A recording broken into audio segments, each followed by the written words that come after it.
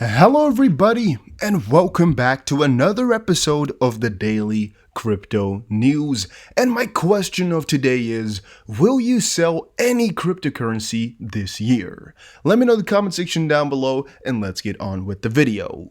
So today is going to be focused on Ripple and XRP and primarily talking about the tweets because it's been crazy. A ton of tweets came out and you guys know as well as I do that means there's a ton to talk about. So first off here by Mac Attack XRP, he says, "Good weekend. XRPL Monitor has noticed a giant stash of 166.2 million XRP that was moved via the help of Ripple, its EU ODL corridor, and a Ripple-related wallet. Ripple on track to start new ODL corridors." So a little bit earlier, we were talking about the corridors that Ripple already has. That's one thing we discussed. Secondly, we discussed the focus that has shifted from kind of everything to primarily the smaller to medium enterprises / e-commerce businesses. And also the last thing we discussed was how ODL volume has been changing and how it's breaking records all the time. However, it doesn't need to. And last but not least, we were discussing, I believe it was yesterday, the effect of volume on the price, because I think it's a relative thing, the effect of ODL volume on the price. But okay. Now, it was noticed and a lot of speculation went on. A couple of people sent me this article, a lot of people had questions, but let's look into it a little bit deeper. Yuri Molchan, XRPL Monitor has noticed a giant stash of 166 million that was moved via the help of Ripple. Ripple and Co. transferred 30 million XRP, 129 million XP wired by BitThumb to anonymous wallet and anonymous wallets, and Ripple on track to start new ODL corridors. So we scroll through a little bit. As reported by You Today, Ripple's top executive Ashish Birla published an article on Ripple's ODL product and the role it is playing in the modern crisis-affected world. He wrote in the article that the current times of economic recession triggered by the pandemic and the continuous QE by the Federal Reserve, which means quantitative easing, so just think about the money printing and the interest changes and whatnot, high speed and low fees on transnational payments are very important. And basically, they also stated that there will be more ODL corridors coming this year. Most likely like 2 to 3 partners a week is what I'm kind of guessing will hop onto RippleNet, and thus possibly, 2 partners, maybe 1 partner a week for ODL specific. But we also saw Brazil hopping on already, and a lot of cool things are going on that regard. Gonzo XRP says, "No shit, you need a new long green. You swapped $10,000 of XP into Link when it was at $4.40. Laura Link says, "Officially 99% Link, dumped XRP RIP. Converted 40,000 XRP, $9.2 thousand to 2,000 Link. Need a long green." Well, yeah, I just think this is a pretty strange move to make, but basically what I wanted to fetch from this and kind of tell you guys is that I would never recommend anybody to go 99% into one coin. And especially when you're exchanging cryptos like this, it might hurt you out very, very, very bad in the end. And trust me guys, I can know because I've been here for years and I felt the pain before. So basically one thing I'm kind of warning you guys for is if you change over your XRP or your Bitcoin or your Ethereum or your Link to another currency, what could happen is the first currency you had is going to surge up to the sky, leaving your newer currency behind. What you will feel is such a disappointing feeling of, "I messed up, darn it," that it might really put your investment mood into the gutter and you're just done with it, right? I kind of want to warn you guys for all of that and just sit back, chill a little bit, and try to get new dollars into cryptocurrency instead of converting the crypto you already have to a newer crypto, and make sure you diversify with maybe leaving, like, let's say for example 5 to 10% in some more coins, so if those go up you have something. All right, even if you want to go 90% to XRP, that's cool, but then at least buy 2 other coins for 5% so you're sure to have a little bit of a portfolio instead of just a coin. All right, Crypto Eddie says, "I stepped out of my comfort zone for this video, as I am emotionally connected to the cyberpunk manifesto financially connected to Bitcoin and intellectually connected to XRP. It makes for a complex feel. I opened my kimono, as we say in Japan. So it says here, Bitcoin would not have a safe haven unless it decouples. And one of the points I have to make on exactly only that statement is that it's not completely true, right? For Bitcoin to not be a safe haven unless it decouples, it's not completely true. But an XRP-centric perspective to this all is definitely true. So let me explain that in a little bit more detail. For right now, we're kind of looking at Bitcoin as a safe haven because it might have properties that link more to gold than to traditional stocks.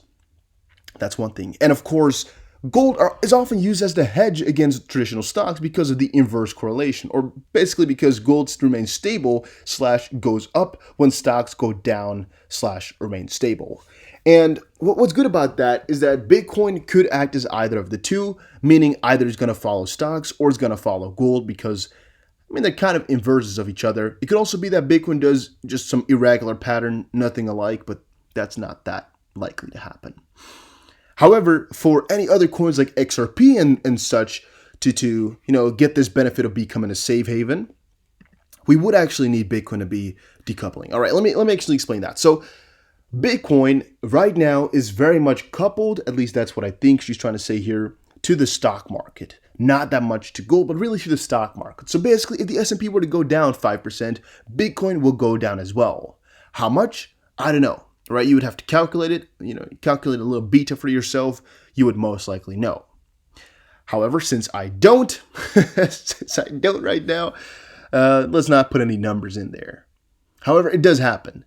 And what I personally think is that once it decouples, Bitcoin can become a safe haven because people will buy Bitcoin instead of traditional stocks.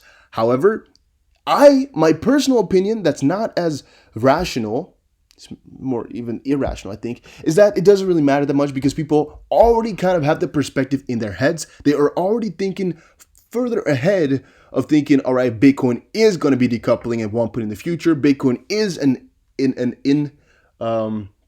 independent asset in compared to the traditional stocks, and thus it will be a good safe haven eventually. And since people predict that, and when I'm talking about people, I'm talking about the big billionaire guys, people who think about this type of stuff, who need to, they'll most likely know, they're most likely as advanced, if not more advanced than we are in thinking about this type of stuff. They know it's going to be a good hedge. They know if the US were to really mess up hard, and stocks were to plummet or interest rates were to do something really, really crazy, or the quantitative easing were to take another big freaking step, that Bitcoin will most likely survive still because there will be a ton of people who are going to be buying into Bitcoin because it's anti-government, really. It kind of feels like that sometimes because it's decentralized, right? And thinking about that whole picture, it doesn't necessarily need to be decoupled just yet to become a safe haven because people anticipate things. And that's one of the things in economics, and actually mostly so in econometrics as well, is that we predict what people are going to be doing, right, in the future. In this case, you're predicting what's going to happen in the future, and you're already basing your price, or at least your estimated price, on all of that. And I personally think it's going to happen in the future. Bitcoin will be decoupled from stocks because of some strange thing. We don't know that quite yet, but it's a good expectation to make. And thus, we already anticipate the price to it as well. And we already, anticipate the consequences. However, to connect it further to XRP is what I think people are not doing just quite yet. So I don't think people are thinking from the perspective of, all right, Bitcoin is going to be a safe haven eventually, so we can, adjust the price towards it. And thus, all the assets like XRP will also be safe havens and good, because they won't be correlated to traditional stocks. I think people aren't taking that step just quite yet. So to kind of make a long story short, Bitcoin, I think a lot of people already kind of have that feeling and kind of know already that in the end, it will be good and it will be decoupled from stocks.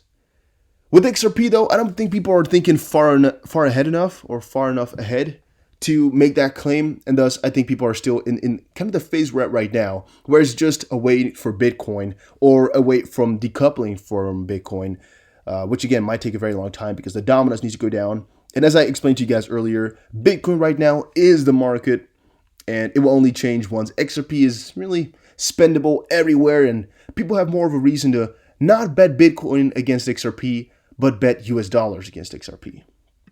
All right. Having said that, though, hopefully you guys got some good info out of this story. A little bit. That's just my opinion on it all. If it's wrong, well, you do you. I do me.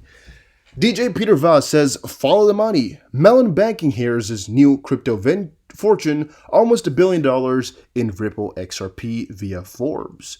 That's a little bit crazy, right? But we saw earlier Matthew Mellon, I believe it was. Yes, it is. We made a video about it a very, very, very long time ago, or at least a little while ago. And it was actually one of my better XRP videos, which was interesting because I never thought it would be.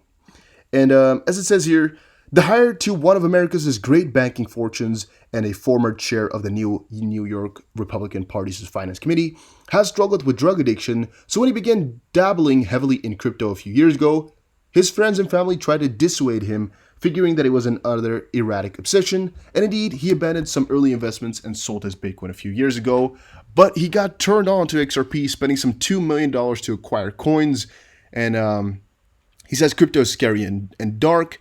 It's anti-America, says Mellon 54. I am pro-America, pro-business, and pro-bank. That's why I went with Ripple, because they're not trying to work against it all. Mellon's XRP is now worth around $1 billion. Recently divorced, he parties in posh LA house he rents for $150,000 a month. It's $1 billion virtually for free. I actually have earned it because I was the only person who was willing to raise his hand, says Mellon. My family thought I was insane when I knew it was a home run. Moral of the story is, don't let anybody talk you out of your investments. That's basically the point of my saying. Utilityscan.com is showing us the ODL daily summary for the top 4 corridors. USD to Mexican peso, Euro to US dollar, Australian dollar to USD, USD to Philippine peso. And you can see here, daily ODL volume is not that high. However, even if it doesn't go higher for a very long time here, we know about Ripple's strategy now. We know what they're planning to do. And again, we know it's going to be good. We know it's golden. We know it's set in stone what the plan really is. Leonidas just posted on Twitter, XRP's circulating supply on reporting website breaks due to faulty integration. And yes, that's again something we talked about earlier. The circulating supply from XRP is not working properly and not being updated. And thus, on a lot of these websites, it's breaking now / not showing the correct metrics, not showing the correct numbers. And some are wondering / warned, no, what you call it, concerned about what the consequences of that is going to be. Ashraf or XRP Jordan says, Ripple, first bank successfully migrated to cloud solutions. And to quickly see that, it's about the Brazilian bank, Banco Rendimento, is the first financial institution to successfully migrate to the new RippleNet cloud. The onboarding process was significantly shorter than the previous launches, which took at least 8 weeks to complete the integration. Alright, and I don't know if you guys can hear it too, but my laptop is just going off. You know, the fan is going like a freaking rocket. So I want to try wrap this up for today. Ripple XRP in University Blockchain Research Initiative and ISO 20022 Registration Management Group. We already saw that earlier. It's just a re-mention, I think. The great Gatsby or Bamboo XRP says, I'm convinced once people understand what XRP is, they will understand how their preferred coin plays a part within the new economy. A lot of .coms succeeded in the end, but they will all use HTTPSs. XRP is your HTTPS. Knock yourself out arguing over who has the best .com. So basically, it doesn't matter what crypto is really the best or the coolest, or what financial institution is really the best one out of all of them. Is it MoneyGram, Western Union? Doesn't really matter, because they will all use XRP / Ripple, which is the building blocks, which is the HTTPS in his analogy or example. And again, sorry for the sound, but again, it's still only last minute. Ripple has been working with the Fed since 2015 to introduce faster payments. The Faster Payments Task Force, the Bank of England, explained, Interledger Protocol connects banks using different ledgers, private and public. Do you understand XRP potential? XP community. And again, the Ripple solution utilized by the bank was built around the open source Interledger Protocol that enables payments to be made across different ledgers and networks across the world. A ledger is essentially a file used to record transactions measured in terms of a monetary unit of account. The solution used Ripple Connect, which acted as the interface that enables an institution's internal systems to integrate with the Ripple network. This means that payment instructions can be sent and received, and the state of payments can be queried. The solution also utilizes the IOP validator network, which coordinates the settlement of payments between the transacting ledgers and the source of truth regarding the success or failures of such payments. We successfully integrated the Ripple solution with 2 simulated RTGS systems hosted in the cloud and demonstrated that we could process a successful cross-border payment across 2 RTGS systems simultaneously.